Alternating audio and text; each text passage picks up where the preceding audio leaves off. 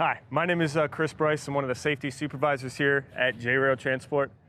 Today we're going to talk about how to secure double stack trailers like you see behind me.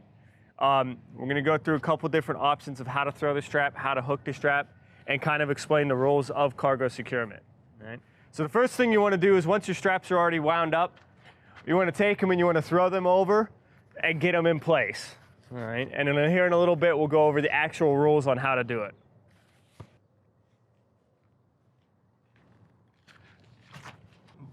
After you've thrown your strap, you want to hook it up. And there's a couple different ways that you can hook these straps up. Sometimes you actually have a lip underneath the trailer and you'll just kind of tuck your strap underneath there and hook. In this case, we don't have that. So what we want to do is we do something called a DOT wrap. What we're going to do is we're going to first feed it behind the rub rail right here. We're going to take it, we're going to pull it up. Now you'll see a lot of guys that'll do this and hook it and think it's good. The problem with this is when you go to tighten it down, it's going to pull up like that, and you got this little gap here, and it makes it easier for it to come off. So what we're going to do is we're going to do one more turn on this.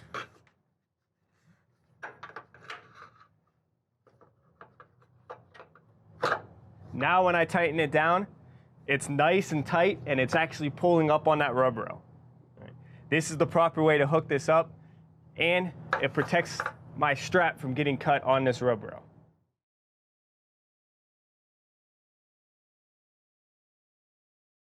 When you're dealing with double stack trailers or anything that's multiple tiers high, you do have to do something called tier strapping.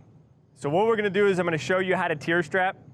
Now the process is pretty much the same, except for the throw's got to be a little bit different because I'm not going over the top. I've got to try to get that strap to go through the middle. All right?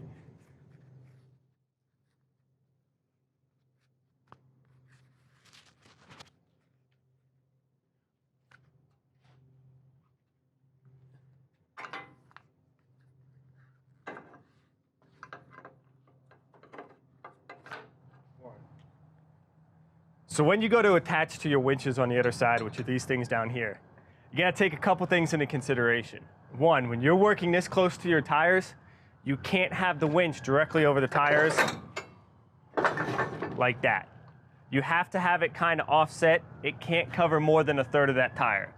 So in this case, we're gonna go right here, all right? The other thing that I gotta take into consideration is if you look at the other side, the strap and writing is facing in. In this case, it's facing out. So what we gotta do is we gotta flip that around because that means our strap is twisted somewhere. So a way to do this is go like this.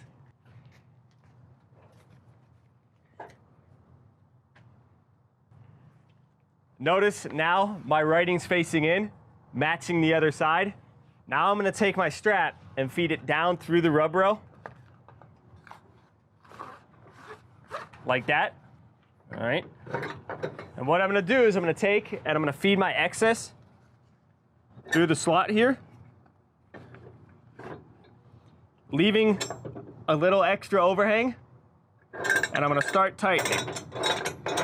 What that does is it starts allowing the strap to tighten down on itself. And right now, all I wanna do is kind of snug it up, and then we'll come back in a minute and winch it down. So after you get your straps put in your winches and put in the right spot, what you need to do is you need to tighten them down.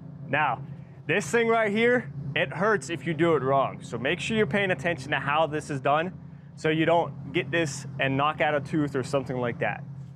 So what you want to do is you want to put it in there like this or like this. This bar can flip to help you get a better grip.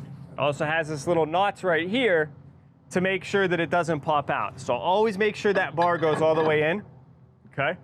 What you don't want to do is be over top of it like this as you're trying to tighten it down. Because if this slips out of your hand or something like that, it can come back and catch you here. What you want to do is you want to stay off to the side, put your hand on this rub rail, and go ahead and tighten down. Grab it, regrip, tighten down like that. Once it gets harder, you want to come over here and you want to face your rub rail and push down like that.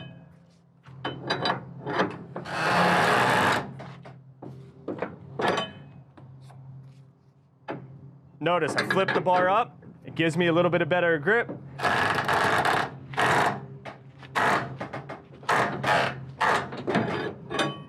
Once I get it tight, it almost should sound like a guitar string.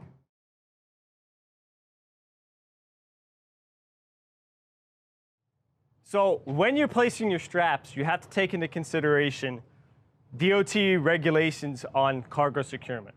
And what they state is for a cargo of length, you need to have 2 straps in the first 10 feet and 1 each additional 10 feet after that. So an easy way to tell this is by counting your pockets or your spools.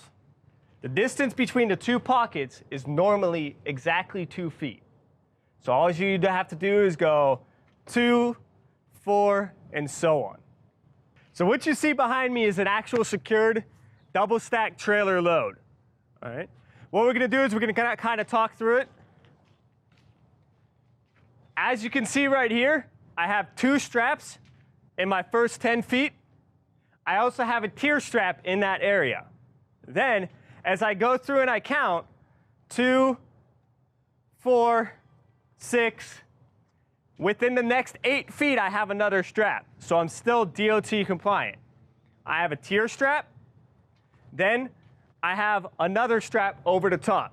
And I keep working my way back just like that. All right? Now, notice, one of the things that we did is in the back of this load, we actually took 2 straps over the back. That's another way to kind of add extra securement. It's not a DOT requirement, but it is something that can help your securement out immensely. If you have any questions about cargo securement, please contact the safety or training departments.